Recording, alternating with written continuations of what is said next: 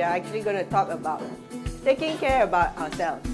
A lot of times we think about what other people will do, how to do things for other people, but we forget about ourselves.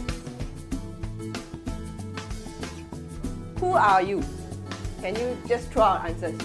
This question is, who are you as a person? For me, I'm a daughter.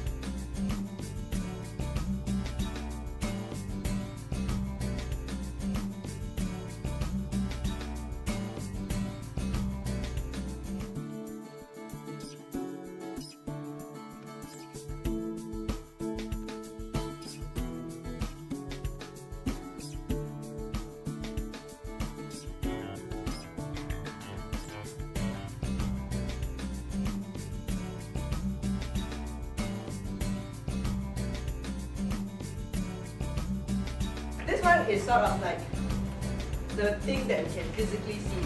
Those are the signs of stress that we can physically see. And stress comes in high levels and low levels. When there's a lower level, but there is still stress, when there's a lower level of stress, it keeps us on the go. We are alert and then we are more motivated. We are fit.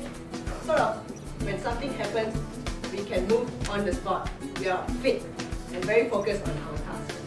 So as the stress accumulates, then there is more problems coming up, where we start to react. We get easily worried, we get more worried. Some of us get irritable, and some sad. If more stress comes out, it will become like persistent distress already. And this is where fatigue comes in, all the body aches and stuff, and then grief. It's really, really bad. It will probably lead to depression, suicide, or even trauma.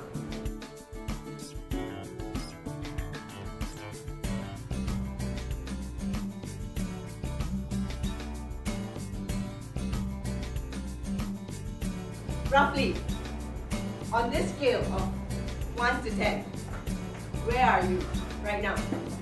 I want to let you all do an activity to monitor your signs of stress. You're going to help me hand out. Each of you will have one balloon. So I will read through some signs of stress. If you have an experience, blow your balloon once. Procrastination. Next one, sad or depressed? Feeling sad. I'll get very fearful.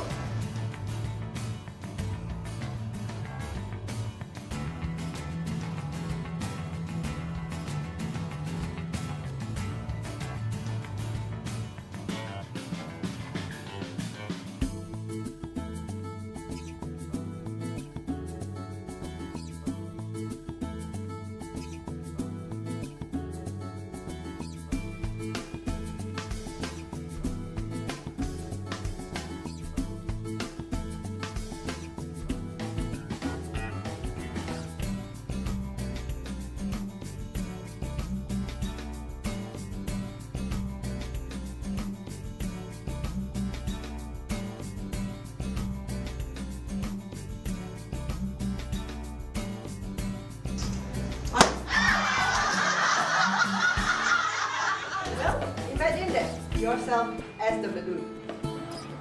And every stress that comes up to us will accumulate just like how the balloon is.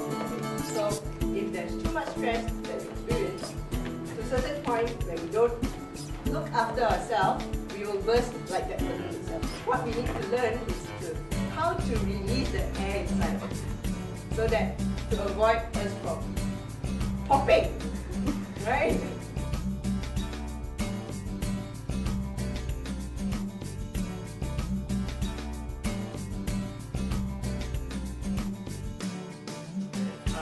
training, our team has come up with a set of skills for self-care. It is called REST. So now, what is R? Relaxation. Okay.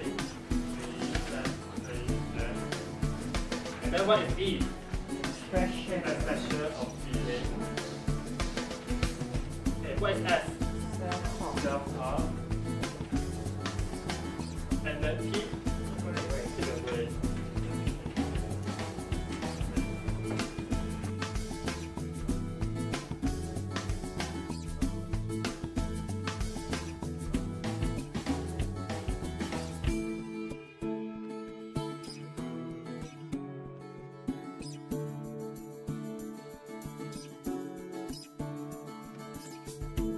Before we come to this technique, why do we need to do deep breathing? First point is to feel calm, right?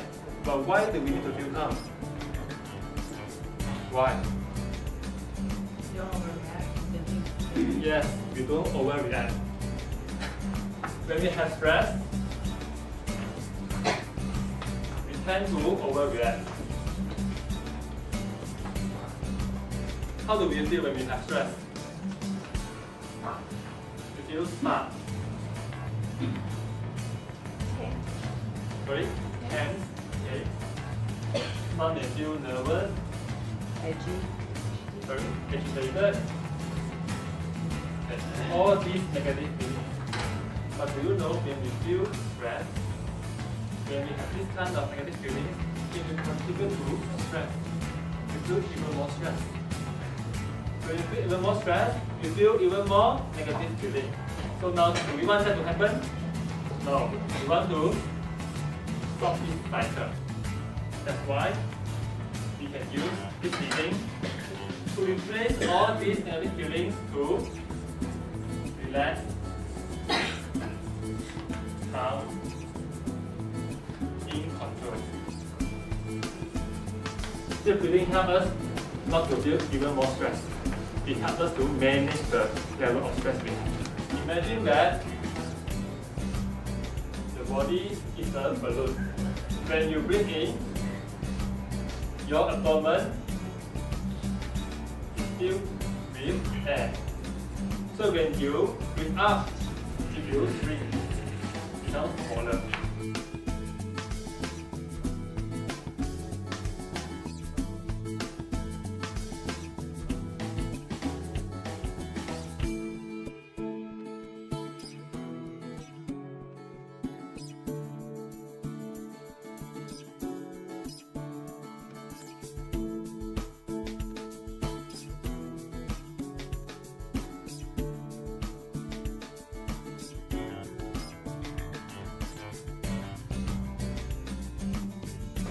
Expression is also a sort of one way for us to look after ourselves. What do I mean by expression? Of course, it links with our emotions. Okay? Try to tell me what is that person feeling. Okay? Ready? First picture. What is this person feeling? Frightened? Yes? Any more? There is no one feeling. Surprise. What else? Come on, there's a lot. Panic. Sorry? Okay. What else? Panic. Panic. Oh. Any more? Okay. So, it could be disgusted, frightened, but this is not the right answer, okay? This is not 100% correct. It can be anything. It can be anything that you said. Like some say panic. It can be, okay? This is just some examples of what it might be. Next one, ready? Surprise. Only one. Everyone saying this is surprise. Any more? Wonderful. Wonderful. Amazed. Shocked. Oh, okay. Any more? Give me one more. Excited. Oh. It could be shocked. Oh. Okay, but then probably the face is good. Okay. Next picture. This is just examples. Remind yourself that it could be other expressions. Look. Shy. Oh, this is shy. Yeah. Nice. Anything else? Look into your picture and then see what else fits into this. Hopeful? Confident? Yes. Confident? Good. Any more? Relax. Relax. Yes. Can I see a relaxed face, please? Very good. Next one. Oh, that's hopeful, confident, happy. Happy is part of relax, right? Emotions are very, in a way, complicated, and it's very hard to express, especially when it's negative emotions. Very hard to actually say, I'm sad because of what. And in some ways, we will disguise those feelings. We'll keep it inside and then we show a different feeling, although we are sad. So basically, when we're dealing with anger, we can use that traffic light to regulate ourselves. So red is to stop. When you're very angry, stop for a while. Recognize what is going on. Stand still. You can stand still, or you can turn away from the whole situation. Then yellow light, think. What is it going on? You guys are very good in reflecting. What is going on?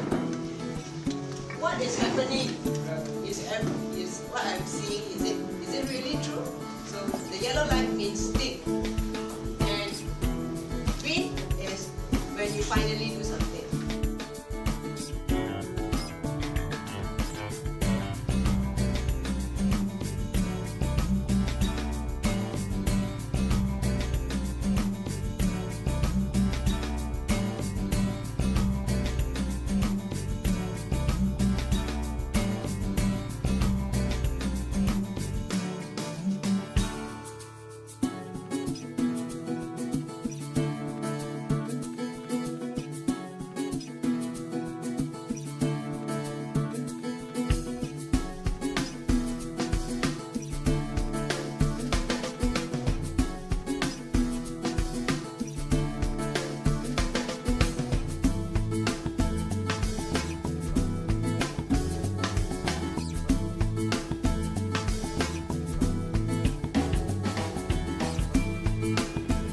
Self-talk.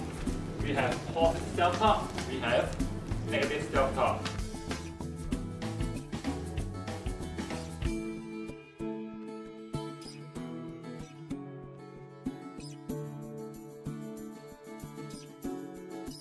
There are 4 types of positive self-talk. The first one is normalizing feelings. For example, when you did something wrong, you made a mistake, you can tell yourself, I'm just a human. It's okay to make mistakes. I don't have to be perfect. For another example, I'm not alone in this. Some teachers may feel that I'm a bad teacher. Students don't listen to me.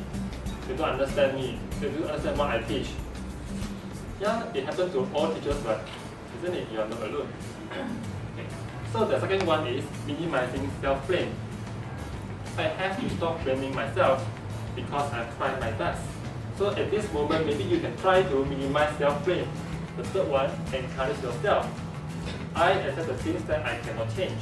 I learn and grow from them. The last one, reframe negativity. I had a bad start this morning. That's something for me to learn. Trust that things will get better after this. So you kind of see this situation from different angles.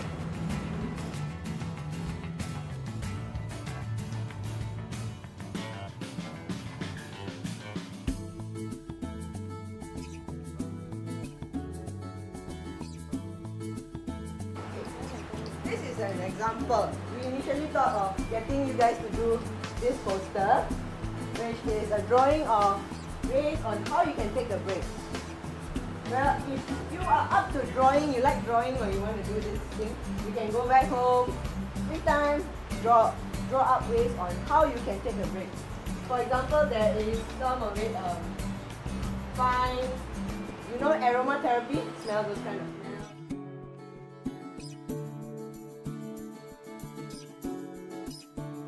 So what is mindfulness? Is it mindful? Your mind is full of a lot of things, your responsibilities, your roles, your jobs, or mindful. You can see that the picture here, right, are same with what the person, what in front. I understand that usually when we are doing our work, right, our mind is full of a lot of things. Okay, what am I going to do next thing? what am I going to do tomorrow, what happened yesterday, a lot of things. But many times that we do not pay attention to what we are doing right now. At the end of the day, we might miss something that we should cherish. We might miss something that could be important to us. For example, taking me as an example, I always forgot where I placed my car key. Why? Because when I was putting my keys, cleaning my key, I was thinking of something else. I was mindful. What is mindfulness? It is awareness actually. Being aware of our thoughts, what are we thinking at that moment?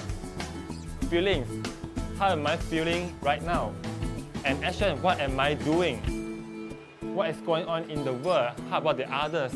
But when we talk about paying attention, the awareness, it means when we pay attention, we are not judging what is happening right now. For example, okay, if I notice that I'm thinking something negative, it's like, okay, I'm going to fail. I'm going to, I will not success. If I am to judge my thinking, maybe I'll tell myself, oh, this is not right. Yeah, this is not good. So this is judgmental. When we are being non-judgmental, we just accept it. Accept it as what it is. That means that, okay, oh, I have this thinking about I'm going to fail. Okay, I accept it. I have this thinking. I have this thought. I have this feeling. I feel scared. I feel nervous. Actions, okay? Okay, I'm doing what I'm doing now. Okay, is it bad? Is it good? When we are doing mindfulness, when we are doing mindful, we do not judge first. Just pay attention. On purpose, yes, we purposely look at what we are doing right now, what is going on. And in the present moment, we don't focus on the past and future, we look at what's going on right now,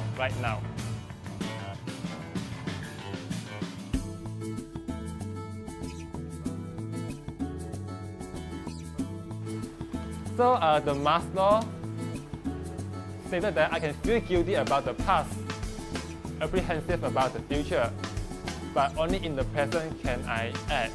That's why we want to be mindful. We can't change the past. Happened already, how to change? But in future, it's yet to come. What can you do? You can prepare, you can act now.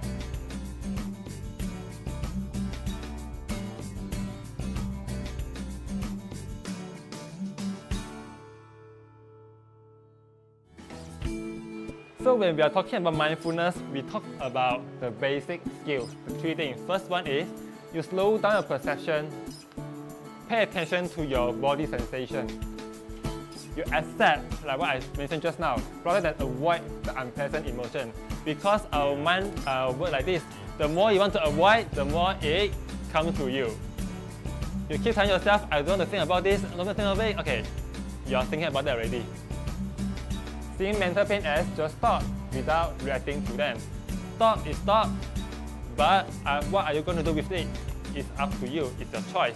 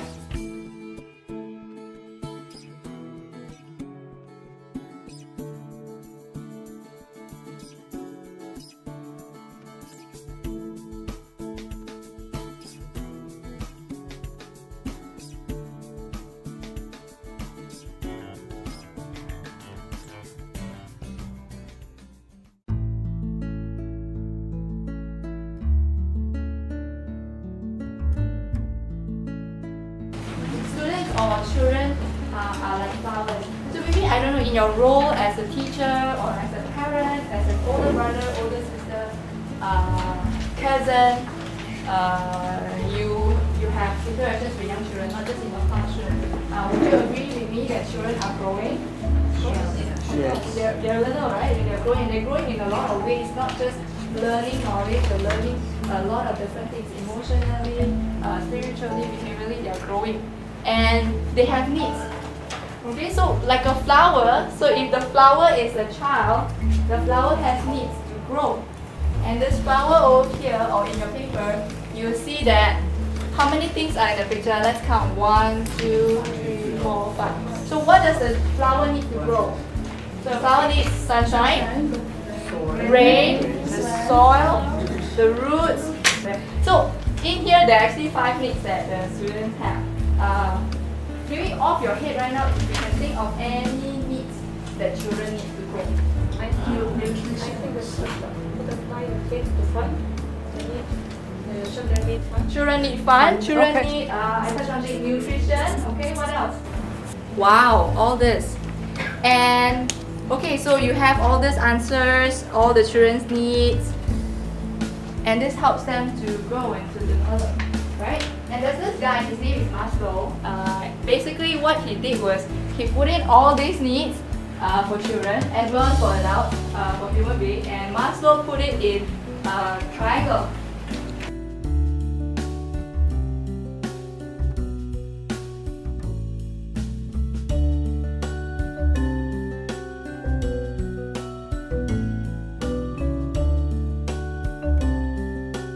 And what that diagram does is it tells us the most basic, which is at the bottom level, and as it goes up, I would say priority or the urgency of it is a little bit less. So you have to meet the first level first. So the first level is what we call the physiological needs. Some call it the basic needs. Basically, it's what they need to survive. Without these needs, will die. Children will die. So some things that basic needs that children need are breathing, food, water, shelter, clothing. So if I look at your answers here, right? Which one falls into nutrition? Which one falls into the first one? Nutrition. What else? Rest. Okay. House. Clothes. Clothes. House. School. School, do you think is basic needs? Some children don't have school. Friendship. Friendship. Now this is the most physical need. If they don't have it, they cannot survive. Are there any more? Good health. Good health. Health, it comes in the second one. Okay, the second one is what we call safety and security. What makes children feel safe and what makes children feel secure about themselves. Okay, so what makes children feel safe and secure? Which one? Good health, family, self-care, support. Okay, yeah, support as well. Self-care, I don't think it's safety and security yet. House. House is the most basic one, the physical one. Okay, so now with safety and security needs, right? So you ask yourself, what makes children feel safe and secure? So think about a child in your school. What makes them feel safe and secure? How do children? Because you see, children are so small, right? And I'm quite helpless. There's a lot of things that I cannot do, and a lot of things I'm very scared of. What makes me safe and secure? Teachers protection. A teacher's protection, someone that I can go to. Huh? No. Okay, so safety and security has to be very consistent and it has to be very structured. So school is a very, very good place for children to feel safe and secure because school has the structure.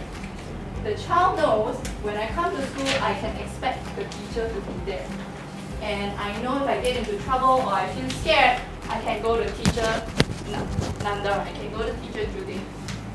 Okay, love and belonging. It tells the child that I'm loved, I belong somewhere. How do you know if a child feels loved?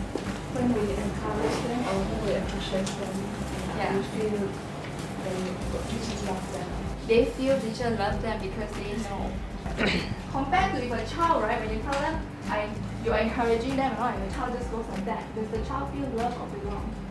So here, love and belonging would be Love. What else? Praise. Praise. Support. Yeah. Support also. Yeah. Then the next one is self-esteem. Do I feel good about myself? So how important is it though for a child to have healthy self-esteem in the school? Is it important? Yeah, very important. Why is it important? They would learn more. They will learn more. Yeah.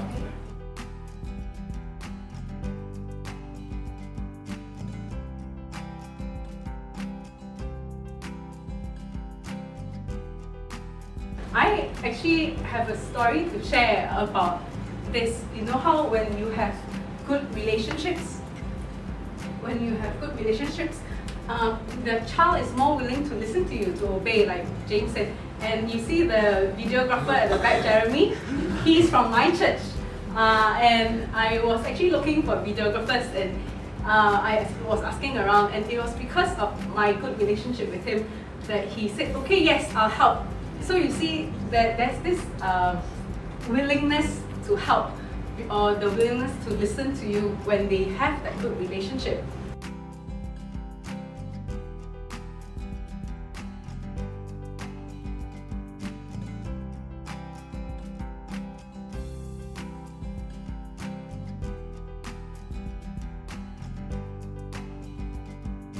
Actually, what I want you to do is to flip the coin. I'm sure all of you have at least a coin in your purse, right?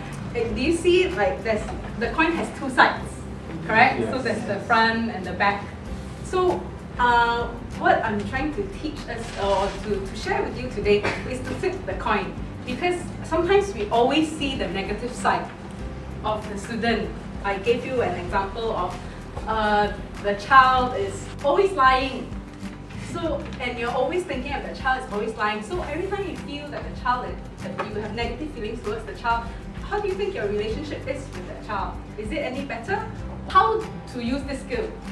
So as I said, flip the coin. So it's something easy for you to remember. If next time you feel frustrated with the child, you can just reach, down in your pocket, and then you feel a coin. Okay, so I have to remember to reframe my thoughts, okay, from the negative to positive. And how do you do it? So you always take initiative to connect positively. So instead of telling the student that, I don't like you because you always, terrorize my class, you're not paying attention. So you try to encourage the child to be different. Or you, even for yourself, you think of positive behaviors that is associated with this negative one, okay? Okay, so what I'd like you to do is maybe very quickly go back to your groups just now, the 5 people that you have, so that we can quickly do this. And you can do this reframing exercise, okay? So if the child is too active, talks too much, doesn't follow instructions, busybody, try to think of what are the other behaviors that you could change.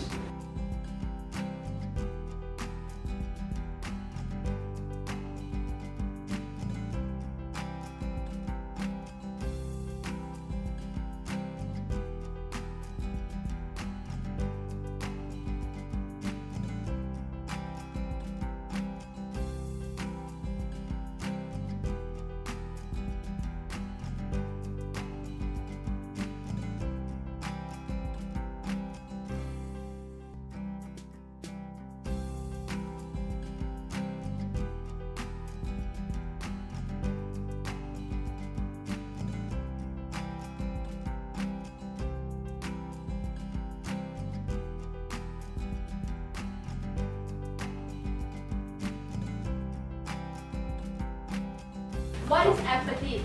Empathy, basically, it says, I hear you, I feel you, I'm here with you. Sometimes children, it's very hard for them to say. They will just cry and they will not say, teacher, I am sad. They might not say it. Sometimes children don't have feelings. They don't know how to name their feelings. But you're saying, you are sad right now. Okay, you are helping them to say out for them that they are sad. You're helping them verbalize it, saying it out for them, helping them do that. Okay, and you help. The second one, soothe and comfort. their emotional distress. When they're afraid, when they're scared, when they're angry, you're helping them to soothe it. So a lot of times when they're feeling a lot of negative feelings, right, they're like so heavy, and you're helping them to really slowly letting out their feelings. That's what empathy does. Okay, you show that you care. Can you imagine like a teacher who would just sit next to me and just say, you are sad, and just hold a hand? You must be sad right now. And just being there. And there are 3 parts to it. For a child instructor, right? Would you like, oh, you're so sad. So sad. You will look at the child now, you can kneel. Sometimes got back problem. Can sit with the child, go on the same level. It really says, I see you. When you're looking eye to eye, can like touch a little bit. Shoulder is quite safe, right? Shoulder, or sometimes the head. You should have your face shouldn't be happy when a child is sad. Because like, why are you happy when I'm sad? Should you cry also? Remember, you're showing I feel you. Restate the story. You want to show that I hear you, okay? So the child could be telling you something. So listen attentively is not saying anything and just listen. Sometimes the child might take longer. Tell the child's story or summarize. So you want to tell back to the child. You know, I hear you. That was scary. That was a very big fish. That was so big. And that water splashed on you. Okay, that's telling back the story. And it shows the child like, hey, she hurt me. He hurt me. And he's not thinking about football.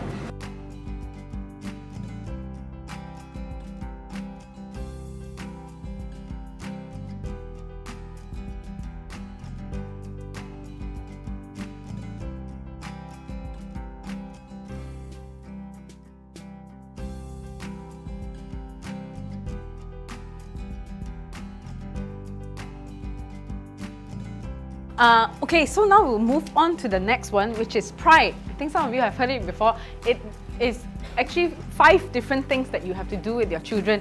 Remember, we've been talking about relationships with your children, building good relationships. So this is a way of being personal with your child. We'll look at the 5 different things: the P, the R, the I, the D, and the E. So all of them stands for pride. So P is for praise. What you want to do is that you want to praise the efforts of your child. So if you see your child doing something which is good, which is beneficial for him, you praise the child for the thing that he's doing. So try to say like, oh, I like that you are drawing so quietly, and not say that, oh, I like that you're smart, because you're labeling that child. So that means you only like me if I'm smart. So if I'm not so smart, does it mean that you don't like me anymore? So make sure that whatever you praise is something that they are doing.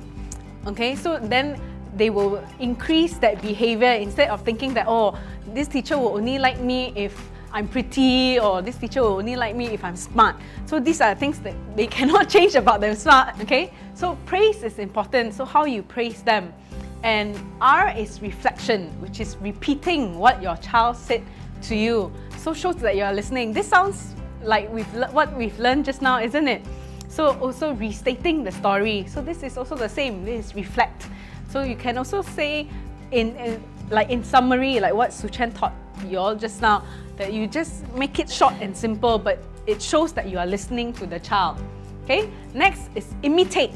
So this is something that would actually make the child feel close to you also, because, like for example, if the child is playing football and then you go along and you play with that person, do you think that the child will feel close to you? Yeah. Or why do you think so? Why do you think that would make a difference? Sorry? They like to play, and they feel that you want to play with them, you want to share your time with them too. Yeah. And so that's imitating. And how about describe? Describe is you tell them what you notice that they're doing. So for example, we'll use the football illustration again, and you say, oh, it looks like you're having fun playing football. You see, so it's something like that where you show that you know what they're doing and you're taking interest. Okay. And the next is enthusiastic. So if you were to say in a very bored voice, oh, I see that you're playing football, do you think that will make them excited? If you talk like that, like you are not interested at all. You show them how excited you are being with them, because then it actually makes them feel excited too.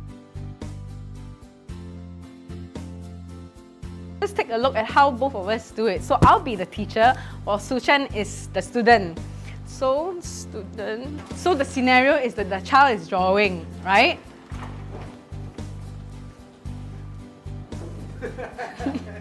Can everyone see?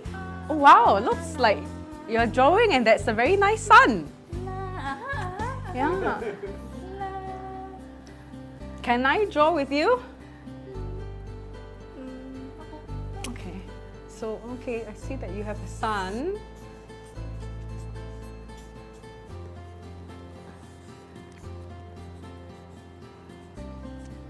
Oh wow, that's a nice cat. It's a dog. Oops. I'm so sorry, that's a dog. Okay, all right. So you relate with the child, okay? So even if the child, you see how the child corrected me and I will go back, so I don't insist, you know, I see a child. So you say, oh, okay, I'm sorry, so it's a dog, not a cat. So if you get it wrong, you can also change, okay? And you encourage the child to express.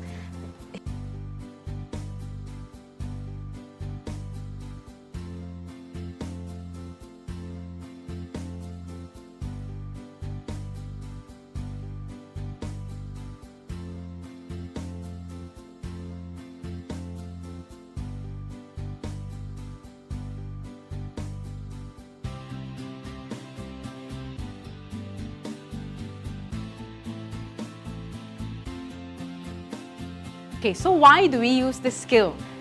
It's very important to use this skill because it helps to set the pace like we talked about, so the children know what is your expectations at the beginning of the class. And when you set school classroom rules, are you the only one who talks like, okay, so for the class, this is the school rules, 1, 2, 3, 4, 5. You cannot talk, you cannot run around. Are you the only one who sets it? Or do you sometimes give the children some power to decide the school rules? How do you think that helps when you ask the students to do it? So sometimes when you work together with your students, so instead of you just saying that, okay, I decide that you have to do this, it's the students who say, okay, I believe I can do this, that I can keep my hands to myself, I can keep quiet when the teacher is talking, then they are more likely to follow because they are the ones who set the rules. Okay, and with rules, it also helps to give them appropriate boundaries for students, so that students know what they can or cannot do and what is suitable to be done, okay, in the classroom setting itself. So they feel safer, they know what is expected of them. How to use these skills is, number one, set specific rules. So remember we talked about respect. So respect is very vague. Let's go to the next one, which is tell students what you want them to do instead of just what you don't want them to do. Then the next one is give direct commands one at a time, so the students will not be confused. So instead of saying, can you please pick up the books, then put the books over there and then later come back and sit down. So for younger children, they may not be able to understand so many instructions at one time. So it will be good if you slow down and then you ask them, okay, one by one, can you please take the bag and put it over there. When it's done, then you say, okay, can you come over and sit here? Okay, the next is then demonstrate the behavior that you want the students to follow. So you actually do with the students. So this one could be something at the beginning, when the students don't really know what you want, you do it with them so they know exactly, okay, so this is what you want me to do, like taking the bag and then I'm going to put it over here. Then they will follow you, okay? And next is be respectful with the students. It's very important that you show that you respect them as a person. So then they are also more willing to listen and follow your rules.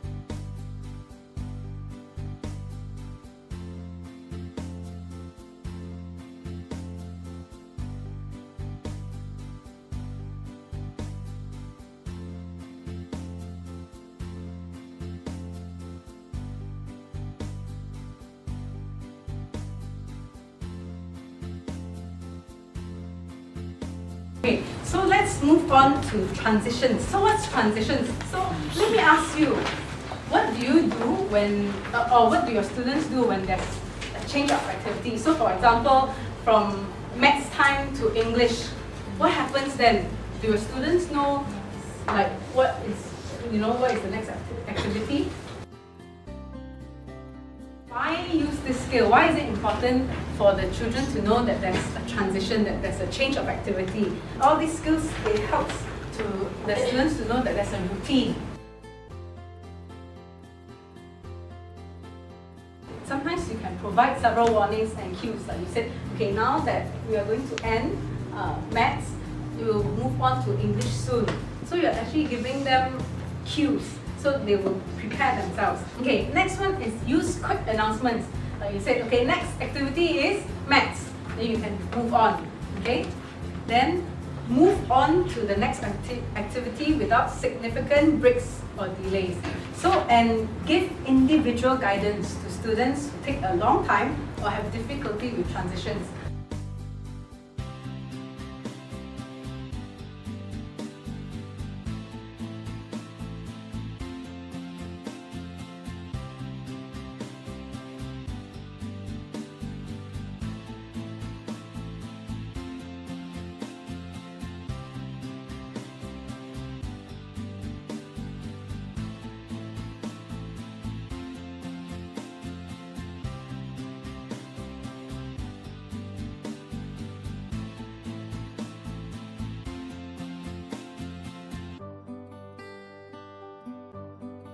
I'd like to ask you, so would you rather have a tea break now, or you prefer that I finish up with, whoops, I don't have it, with the choices and consequences? One more. One more.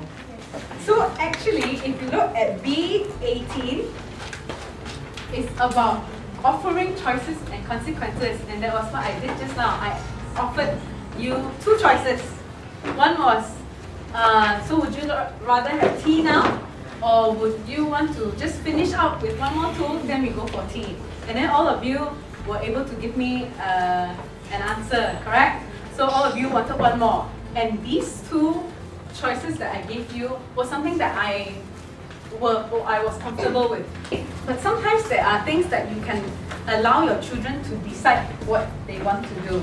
And so students are more likely to cooperate when they feel they get to make a decision.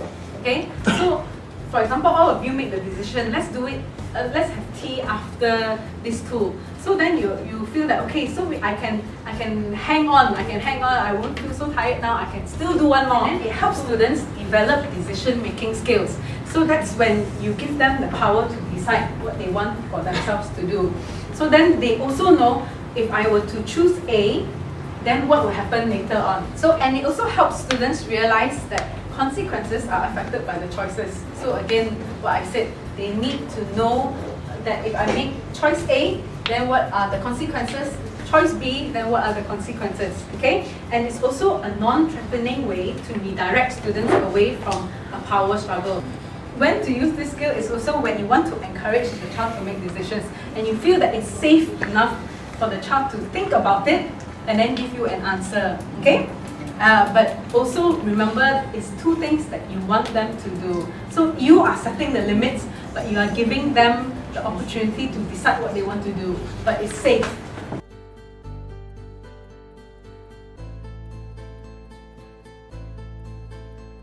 Now we'd like to go on to positive reinforcements, which are the rewards.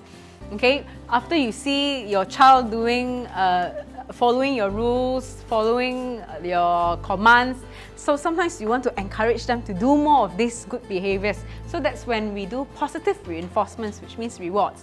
So there's a social reward. If you see up here, social rewards are any type of positive attention. So that was a good attention that we gave, okay?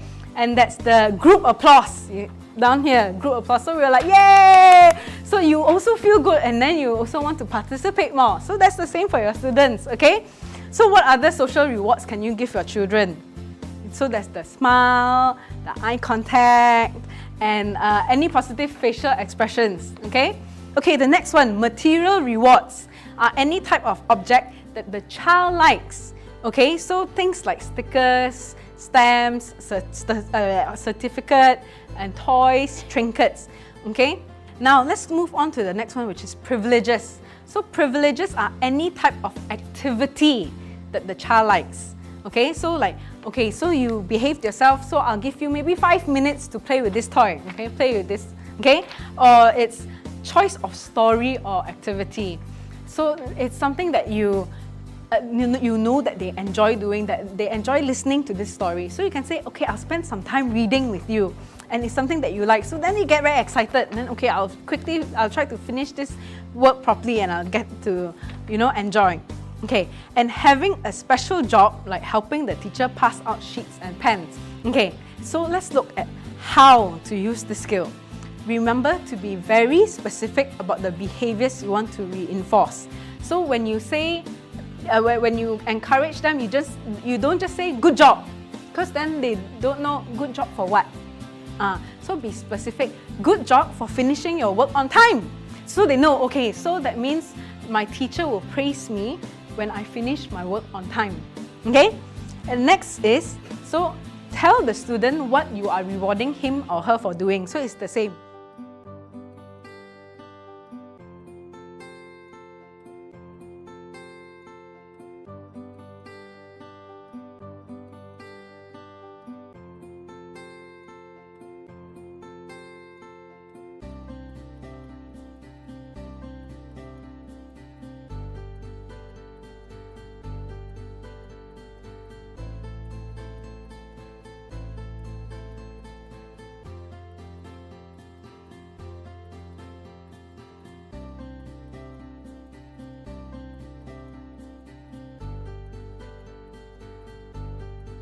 So now we are going to do a demonstration. Okay, now we have our child again.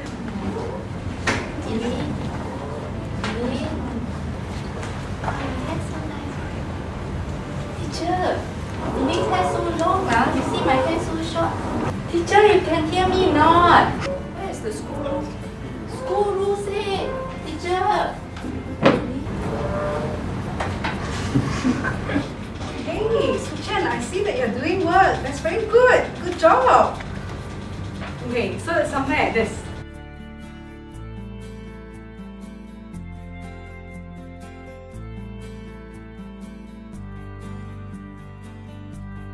Now, the last tool for myself that I will be teaching you is timeout. When you do timeout with a child, you're giving the child space for misbehavior to stop, and you give opportunities for positive behavior to take place later. So you're actually stopping the behavior from occurring. Then you give that child some breathing space to think about what he's done, and then you let the child do the positive behavior later. Okay, and also timeout can give yourself and the student some time to cool off. We'll do also another demo for you to see how it looks like. So Suchen will be the student. Okay class, there's 5 more minutes before we move on to English, okay? No, I haven't finished. I don't want. I haven't finished. I need some more time. Teacher, please. We'll finish in 4 minutes. Then after that, we'll go back to the next one, okay? I cannot finish. I cannot, teacher. No. I don't want. I want to do drawing some more. No, cannot. I like to do drawing. You promised me today we get to do drawing. No. Suchen, I know you're very upset. I know you're very frustrated that you cannot finish. But I think you need some time to rest, okay? Give some time to breathe. Why don't we go to the timeout chair? I don't want them on check. Let's finish. It's either you go to timeout for maybe 4 to 5 minutes, or you are not going to be able to play with the horse later. I know that's your favorite point. Are you ready? Let's go, come on. Let's go. You don't want to be throwing things, come on. So then you continue doing whatever you want to do, and you're giving the child some breathing space.